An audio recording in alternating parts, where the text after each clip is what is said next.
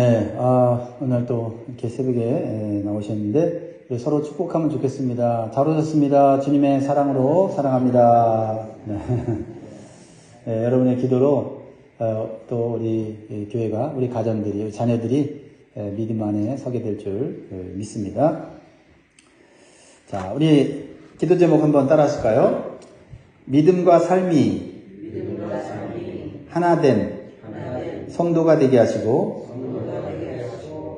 서로 중보기도로 교회를 세워가게 하소서. 아멘. 오늘은 이제 히브리서를 마치는 날이에요.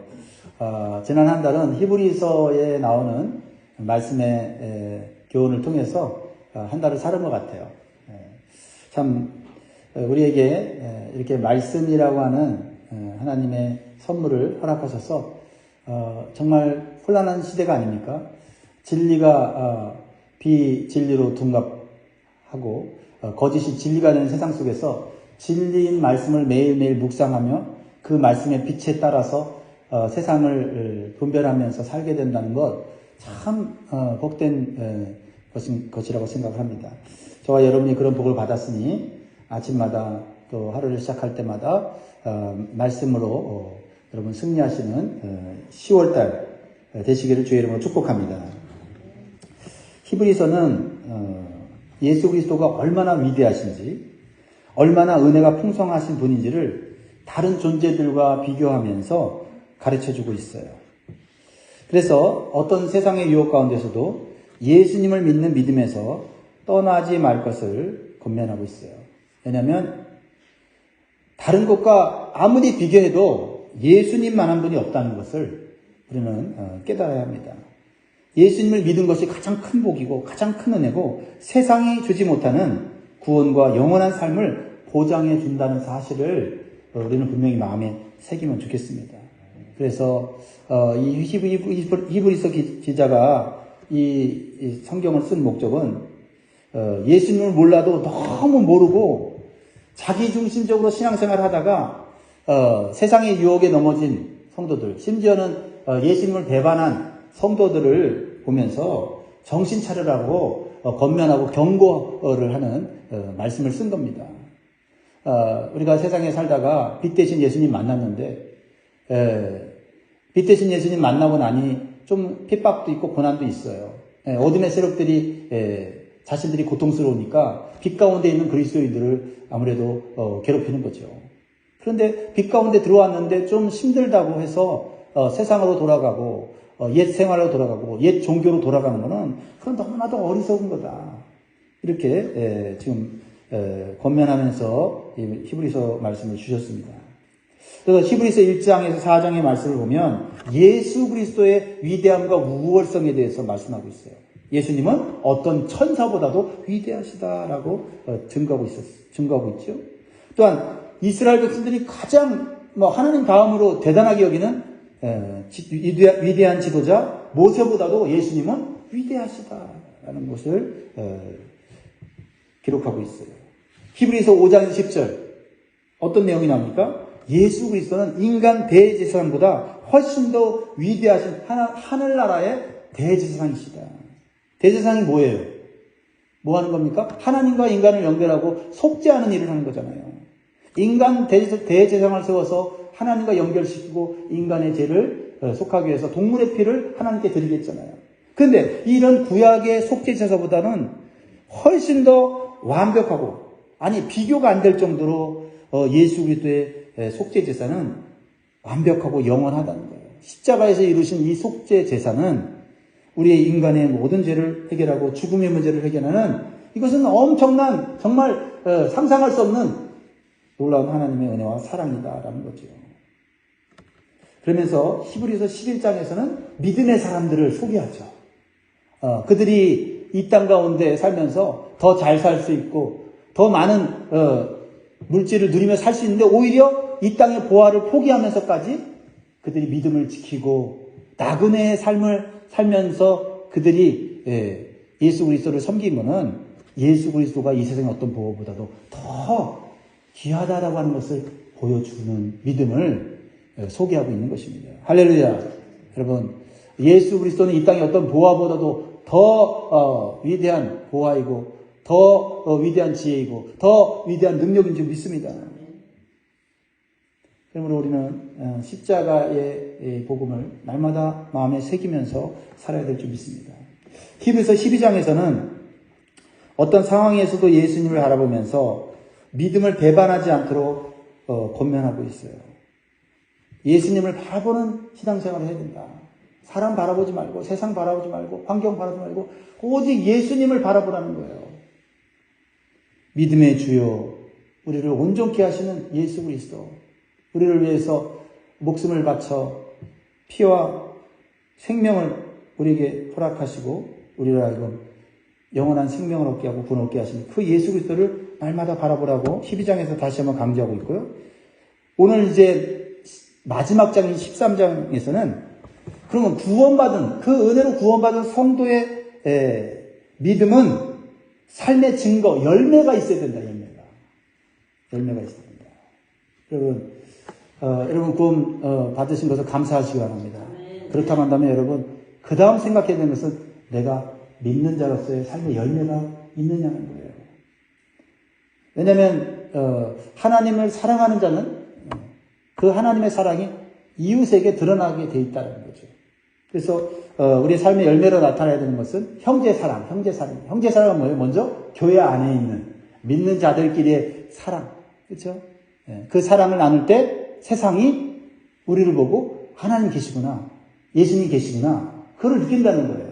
우리가 그냥 예수님 계셔, 예수님 믿어, 이것도 얘기해야 되지만 예수님이 계시다고 한다면 예수님을 계신다고 하는 그런 삶의 모습들이 세상에 보여져야 나도 저 사람들처럼 좀 사랑하며 저렇게 화목하게 지내면 좋겠다, 이런 생각을 갖게 한다 이 말이죠. 그래서 형제사랑, 그 형제사랑이 확장이 되면 손님 대접, 대접을 잘하는 것이 우리가 믿음의 열매다라는 거죠. 왜냐하면 우리가 예수님께 큰 대접을 받았잖아요. 정말 말할 수 없는 은혜의 대접을 받았기 때문에 우리는 그 은혜를 주님께는 못 갚잖아요. 그러니까 주님의 그 은혜를 다른 사람들에게 대접을 하고 섬김을 통해서 예수님의 은혜를 나누는 것입니다. 그 다음에 열매가 뭐냐면 세상과 구별된 성결된 삶이다. 세상과 구별된 성결된 삶. 성결한 삶을 살려고 노력하는 거예요. 돈 주는 거 아니에요. 누가 세상이 인정해 주는 것도 아니에요. 적당하게 법을 지키면서 죄를 짓더라도 법에 걸리지 않고 그렇게 살면서 내가 유익을 누리면서 살면 되는 거예요. 이 세상의 모습이 그렇지 않습니까? 그런데 우리는 사람이 보지 않아도 하나님이 보고 계시기에 우리 스스로 말씀에 비추어서 우리를 정결하게 사는 거예요. 특별히 결혼과 가정을 소중하게 여겨요. 하나님께서 만나게 하신 그 부부관계 속에서 정말 서로 신의를 지키고 정절을 지키면서 성적 범죄에 빠지지 않도록 하라. 왜 이러한 성결한 삶의 가장 결혼이라고 하는 것, 가정이라는 것을 들어서 했을까요? 오늘날 이 마지막 때의 마귀는요, 가정을 깨트리잖아요. 성 정체성 문제와 이런 성적인 것들이 아무것도 아닌 것으로 여겨서 문란하게 만드는 그런 시대 속에 살고 있잖아요. 그러니까 먼저는 우리의 가정을 거룩하게 지키는 모습을 세상에 보여줘야 돼요. 예수 믿는 사람들은 하나님의 창조 원리와 질서를 따라서 가정을 세우고, 그렇죠? 예. 내 아내, 내 남편 외에는 바라보지 않고, 부족함이 있지만 그래도 이 땅에 살아가는 동안에 묶어주셨잖아요. 그러므로 성결하게 사는 그런 삶을 힘쓰고, 그리고 돈을 사랑하지 말고 있는 바를 족하게 여기는, 자족하면서 많이 주셨으면 그 돈 때문에 하나님 잃어버리지 않을까 조심하고, 또 없으면 없는 대로 하나님 의지하면서 살아가고, 이러면서 우리가 돈 때문에 죄짓지 않고 유혹받지 않고 살아가야 된다라고 말씀하고 있는 거 아닙니까? 그 다음에 13장에서 강조하는 게 뭐예요? 예배잖아요. 예배. 두 가지 예배를 하죠. 첫 번째는 날마다 하나님을 찬송하는 예배, 공적인 예배, 개인적인 예배를 말하고 있어요. 하나님을 찬송하고 감사하는 삶을 올려드리는 예배. 그리고 또 뭐예요? 또 한 가지 예배는 뭐예요? 선행과 나눔을 통해서 드리는 예배. 하나님이 이 같은 제사를 기뻐하시느니라. 선행도 예배고 나눔도 예배구나 라는 거를 어제 말씀을 통해서 깨달았잖아요. 그렇죠? 그러니까 그냥 선행하고 그냥 나누는 게 아니라 예수의 이름으로, 예수의 은혜를 내가 너무 받은 것이 커서 예수의 이름으로 나누고 선행을 하는 거, 이게 하나님이 받으시는, 기뻐 받으시는 제사다 이렇게 말씀하고 있어요. 그러니까 우리는 그냥 교회 홀로 나와서 내가 원하면 기도하고 은혜 받고 위로 받고 그냥 홀로 만족하는 그런 신앙생활이 아니라, 내가 구원받은 믿음이 있다면 그 믿음이 어떻게 해요? 삶으로, 열매로 나타나는데, 그것이 나를 위한 것만이 아니라 내 주변의 사람들과 함께 유익을 주는 그런 삶으로, 열매로 나타나줘야 한다는 거죠. 마지막으로 주시는 영적 권면은 뭘까요? 마지막으로는 예수님의 거룩하고 능력 있는 피로 세워진 교회 공동체를 함께 건강하게 세워가라는 거예요. 그러니까 히브리서의 마지막 결론은 뭐냐면, 교회를 건강하게 세우라는 거예요. 성도들이 믿음을 잃지 않고 예수 그리스도를 배반하지 않고 핍박과 환난 가운데 서로 믿음을 격려하면서 이 교회를 세워나가라는 거예요. 이게 히브리서를 쓴 마지막에 최종적인 이 히브리서 기자의 강조점이에요. 그래서 첫 번째로는 목회자들과 성도들 간의 관계가 좋아야 된다고 말하고 있어요. 그래야 신앙생활과 교회생활에 유익이 있다고 말하고 있어요. 히브리서 13장 17절 말씀을 보면, 너희를 인도하는 자들에게 순종하고 복종하라. 그들은 너희 영혼을 위하여 경성하기를 자신들이 청산할 자인 것 같이 하느니라. 그들로 하여금 즐거움으로 이것을 하게 하고 근심으로 하게 하지 말라. 그렇지 않으면 너에게 유익이 없느니라. 목회자는 성도들의 영혼을 위해서 깨어서 기도해야 되는 책임이 있다. 또 영혼을 위한 말씀을 잘 준비해서 전하는 책임을 다해야 된다라는 거예요. 한마디로 성도들의 영혼을 책임져야 된다. 영적 지도자들이 해야 되는 일이라는 거예요. 생명을 다해야 되는 거예요. 그래서 성도들은 목회자들을 통해서 주신 하나님 말씀을 믿음으로 순종하고 목회 사역을 즐거움으로 할 수 있도록 협력해 주어야 한다는 거예요. 그래야 서로에게 유익이 되고 영적인 성장이 이루어지고 주님의 교회가 더 건강하게 세워진다라는 겁니다. 목회 사역 자체가 성도들의 영혼과 관련된 일이기 때문에 목회자가 성도의 영혼을 위한 기도와 말씀에 전무할 수 있도록 돕는 것 자체가, 그게 하나님이 기뻐하시는 일이고 서로에게 유익이 되는 일이고 교회가 성장하는 일이고, 그리고 그것이 결국은 이 세상을 이기는 일이다. 교회가 주 안에서 하나 되는 건데 목회자와 성도들이 각자의 책임과 역할을 감당하는 것이다라는 거예요. 여러분 잘 아시는 대로 초대교회가 부흥하다가 어떤 구제 문제로, 행정의 문제로 갈등이 일어났을 때, 그때 예루살렘 교회 사도들과 성도들이 어떤 결정을 합니까? 그렇죠? 서로의 각자의 역할과 각자의 사명에 충실하는 것으로 서로 결정하잖아요. 그래서 사도행전 6장 2절에 보면, 12사도가 모든 제자를 불러 이르되 우리가 하나님의 말씀을 제쳐놓고 접대를 일삼는 것이 마땅하지 아니하니, 형제들아 너희 가운데서 성령과 지혜가 충만하여 칭찬받는 사람 7을 택하라. 우리가 이 일을 그들에게 맡기고 우리는 오로지 기도하는 일과 말씀 사역에 힘쓰리라 하니.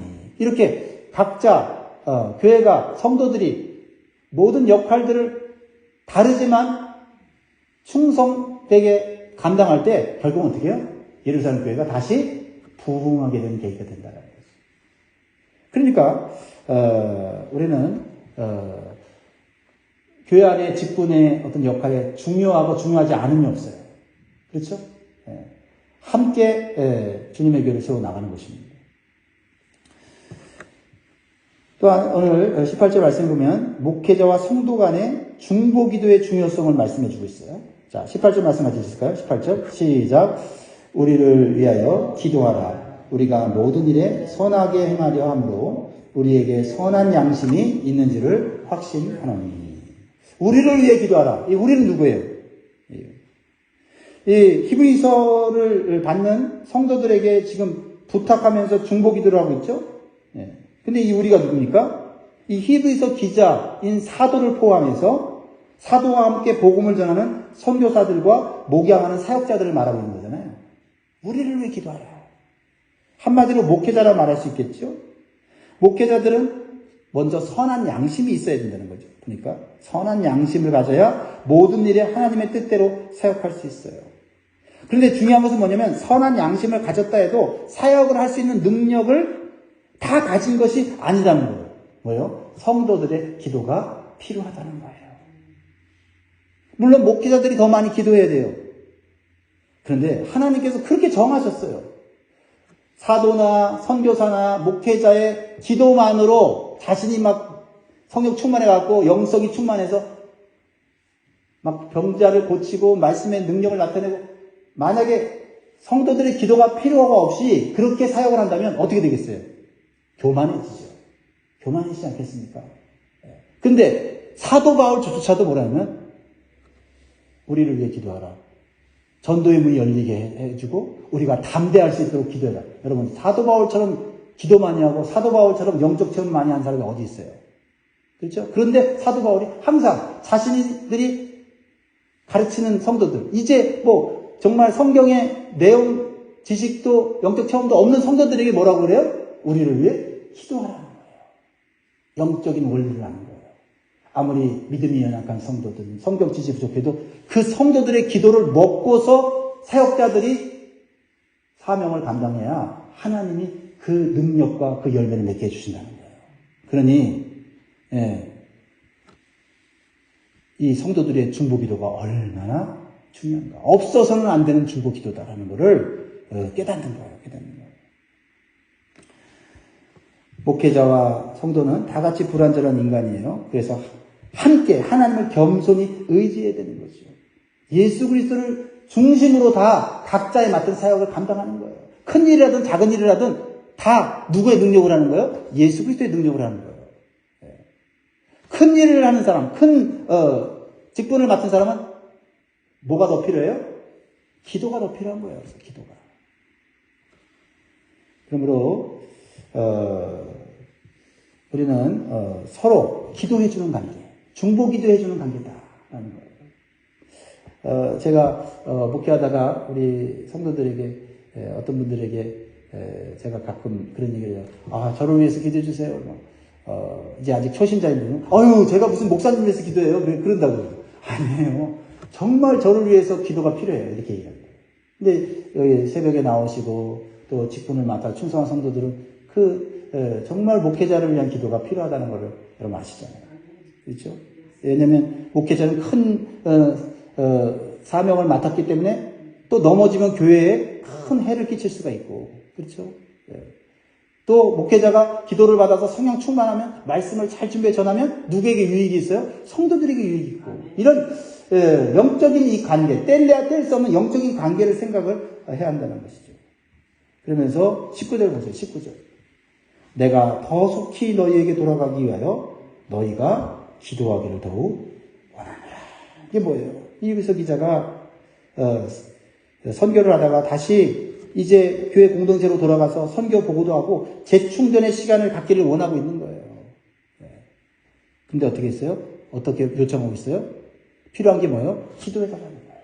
기도를 해주셔서 선교의 일, 사역의 일을 좀 마치고 교회 공동체로 돌아가서 같이 하나님의 은혜를 나누자는 거예요. 근데 그거 내 생각대로, 내 능력대로 안 된다는 거예요. 여러분들이 더욱 기도해줘야 사역자들이, 또 특별히 선교사님들이 사역을 하다가 선교지에서 이제 열매를 맺고 또 육신적으로 정신적으로 지쳐있을 때 또 우리가 그분들을 모셔서 어떻게 해요? 재충전할 수 있는 시간을 드리는 거예요. 그게 교회를 살리는 거고 하나님 나라를 세워가는 모습인 것을 말하고 있지 않습니까? 반대로 목회자들은 당연히 성도들을 위해서 날마다 중보 기도해야 되죠. 그래야 성도들이 감당해야 될 선하신 하나님의 뜻을 온전히 이룰 수 있기 때문에 그래요. 성도들이 이룰 또 하나님의 뜻이 또 있다는 거예요. 그게 이제 21절 아니에요? 같이 읽습니다. 시작. 모든 선한 일에 너희를 온전하게 하사 자기 뜻을 행하게 하시고 그 앞에 즐거운 것을 예수 그리스도로 말미암아 우리 가운데서 이루시기를 원하노라. 영광이 그에게 세세 무궁토록 있을지어다. 아멘. 아멘. 이제 히브리서를 마치면서 뭐라고요? 원하노라. 기도한다는 거죠. 뭐예요? 우리 성도들에게 주신 하나님의 뜻이, 선하신 뜻이 온전하게 이루어지기를 계속 기도한다. 그러니까 우리는 우리의 뜻이 이루어지는 삶이 아니에요. 하나님의 뜻이 이루어져야 됩니다. 예. 그래서 우리의 기도가 처음에는 하나님 이거 이루어 주세요, 저거 이루어 주다가 나중에 기도가 성숙해지고 믿음이 자라면 어떻게 돼요? 하나님의 뜻이 나를 통해서 이루어지게 도와주십시오. 우리 교회를 통해서 이루어지게 하십시오. 이 기도하는 거예요. 그러니까 기도가 넓어져요. 그 기도가 내 기도는 점점 작아지고 어떻게 해요? 하나님 나라를 위하여, 열방을 위하여, 민족을 위하여, 다음 세대를 향한 그 열망이 내 안에서 가득하게 일어납니다. 하나님의 마음이 이 열방을 향해 있는데 아직도 믿지 못한 민족과 미전도 종족들이 너무나도 많이 있는데 주여 그들을 구원하여 주시옵소서. 왜요? 그들의 구원이 내 구원과 같아. 예. 그들의 아픔이 내 아픔 같아. 북한에서, 중국에서, 이슬람 지역에서 예수 믿고 구원받은 거 기쁜 일이에요. 야, 정말 예수 그리스도 살아계시구나. 하나님 살아계시구나. 복음의 능력이 있구나. 왜요? 이렇게 재앙 많고 환난 많은 세상에도 예수 믿는 사람들이 늘어나고 있어요. 이게 보통 일이 아니잖아요. 그러니까 기쁜 거야. 내가 예수 믿길 잘했다. 예수 믿는 거 진리구나. 그 핍박 가운데 예수 믿는 사람들을 통해서 내 믿음이 진짜라는 것을, 내 구원이 진짜라는 것을 깨달으니 그들을 위해서 기도해요. 하나님 그들이 믿음을 잃지 않게 해주세요. 그들이 핍박 때문에 이 놀라운 구원을 포기하지 않게 해주세요. 그게 결국은 나를 위한 기도더라고요. 나를 위한 기도. 할렐루야. 그래서 그들을 위해서 내 몸과 같이 기도를 하는 거예요. 그들을 생각하면 나는 너무 편하게 신앙생활하는 거예요. 정말 예수 믿으려고 그냥 목숨 걸고 강을 건너고, 그죠? 정말 그런 탈북자들, 그런 핍박받는 그리스도인들을 볼 때 정말 기도를 많이 해줘야 된다. 기도를 많이 해줘야 된다. 이 모든 것이 하나님의 뜻 안에서 이루어진 거고 하나님의 나라가 이 땅에 임하는 증거인 줄 믿습니다. 그렇습니다.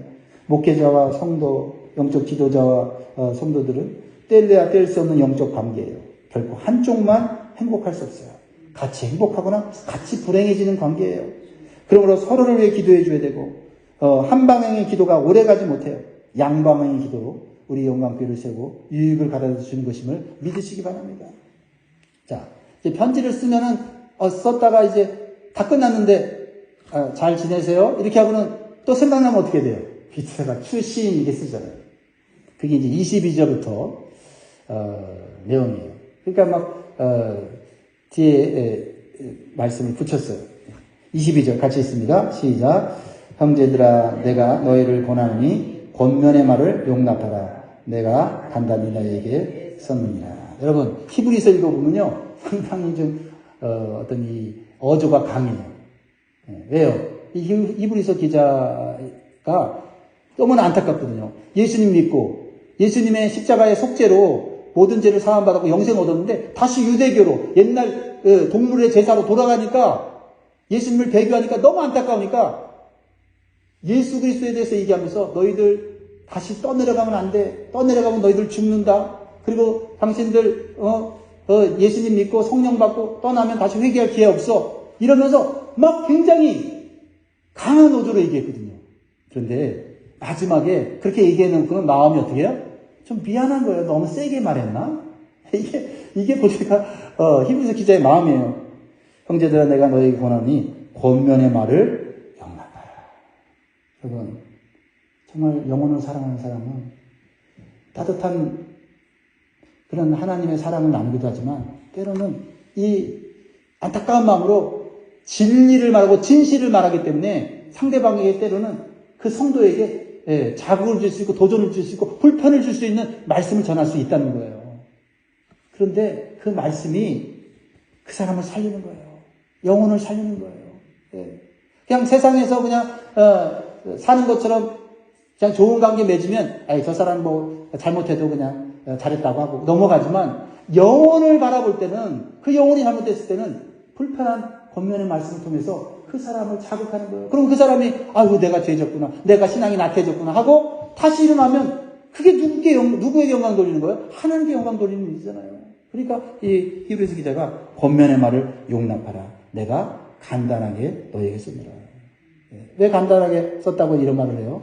더 자세하게 좀 이렇게 설명해야 되는데 뭐 그럴 시간도 없고 그러니까 그냥 내 속에 있는 진리를 선포하고 안타까운 마음으로 좀 거칠게 말을 하는 거예요. 왜? 그 영혼 빨리 살려야 되니까. 배교하고 주님 떠나간 영혼들을 살리려고 말이죠. 이런 마음이 이 추신에 담겨져 있는 것을 여러분 느끼시기 바라요. 특별히 권면의 말씀을 듣는 자는 지혜가 있는 줄 믿습니다. 하나님의 은혜가 있는 줄 믿어요. 잠언 13장 10절에 교만에서는 다툼만이 날 뿐이라 권면을 듣는 자는 지혜가 있느니라. 이제 마지막으로 보면 공동체가 하나 되기 위해서 서로들 관심 갖고 문안해야 된다라는 걸로 말하고 있어요. 문안. 문안이 뭐예요? 문안. 인사하고 안부를 전하는 거예요. 그러니까 믿는 사람들끼리, 성도들끼리는 서로 인사 잘하고 안부를 묻는 그런 관계가 돼야 된다. 24절 보세요. 너희를 인도하는 자들과 및 모든 성도들에게 문안하라. 이달리아에서 온 자들도 너희에게 문안하느니라. 여러분, 이게 기본이에요. 서로 인사하고 문안하는 거예요. 안부를 묻는 거. 이거를 통해서 우리가 영적으로 하나 되는 것입니다. 특별히 이달리아에서 온 자들도 너에게 문안한다. 뭐예요? 이제 예수님 믿고 새로운 믿음의 사람들이 된 거예요. 그러니까 우리 교회로 말하면 새 가족이죠. 새 가족으로 오신 분들도 계시다. 그분들에게 문안을 잘 해라.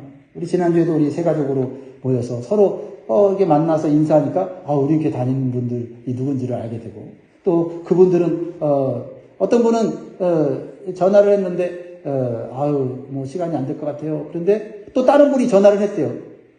그래서 왔대요. 못 오신다며 그랬더니 또 누가 전화를 해서 사실 좀 낯설고 처음 보는데 막상 이제 오기가 좀 그렇더라고요. 근데 몇 분이 이렇게 전화해 주시니까 용기를 내서 왔어요. 그런 분들이 또 계시더라고요. 그러니까 이 문안이라고 하는 것이, 그렇죠?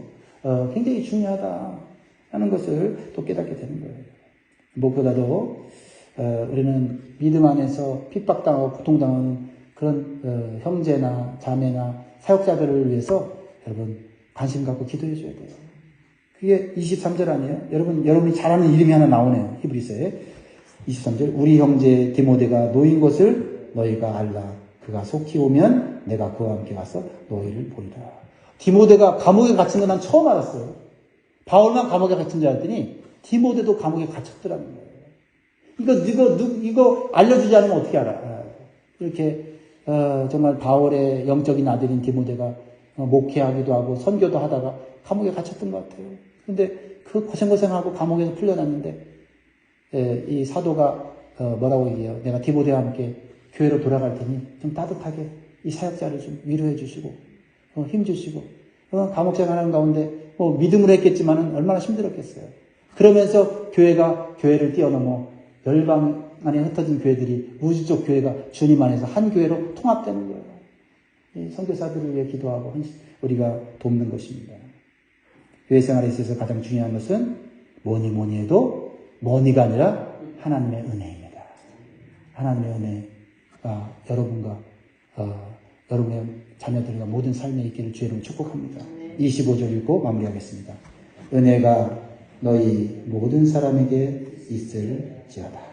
사랑하는 성도 여러분, 우리가 받은 하나님의 은혜, 십자가의 은혜 항상 붙잡으시고 우리 교회 안에 하나님의 은혜가 충만하도록 항상 기도하시기 바랍니다. 은혜가 충만해지면 다들 그냥 넘어가요. 웬만한 거 다 넘어갑니다. 근데 은혜가 메말라지면 어떻게 해요? 안 넘어가죠. 요만한 것도 안 넘어갑니다. 그게 왜 그래요? 사람은 그래요. 사람은 마음이 좁아졌다 넓어졌다 해요. 근데 그것을 좌우하는 것은 하나님의 은혜입니다. 주중에 하나님의 교회의 은혜가 채워지도록 기도하면 주일날 웃는 사람만 있는 거예요. 시험 받는 사람은 없는 거예요. 그러므로 하나님의 은혜가 우리 간에 충만하게 임하도록 날마다 기도하시는, 서로 중보 기도하시는 저와 여러분 되기를 주의 이름으로 축복합니다. 기도하겠습니다.